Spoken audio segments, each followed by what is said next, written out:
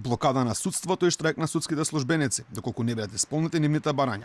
Синдикатот на УПОС бара зголемување на платата од 5% на сите судски службеници од 1 јануари 2019 година, враќање на 40% скратени од платите за време на штрајкот во 2016, зашто што велат тие било договорено да бидат вратени со премиерот Зоран Заев уште пред една година, но досега парите ги нема.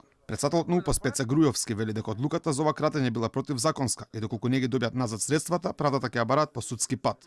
Тие бараат израмнување со судиите, јавните обвинители и јавнообвинителските службеници во делот на додаток на плата до 35%. Бараме измените на законот за судска служба по итна постапка да се донесат до 10 декември ова година. Имаме ветување дека ќе влезе во собранска процедура, но веќе на ветувања не веруваме.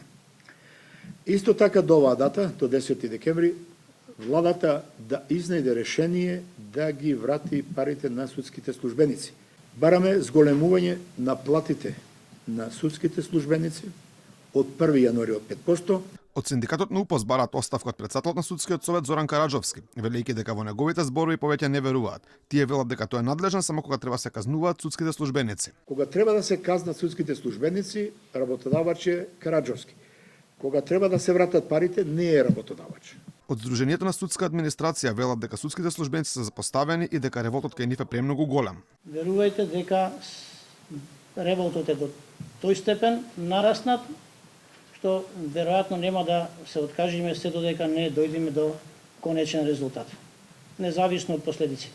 Председателот на судскиот совет Зоран Караџовски вината пак ја префрла кај другите институции, велејќи дека не може да одлучува за платите на судските кадри, дека должност на советот е да ги обезбеди парите, а на председателите на судовите да ги распределат на вработените.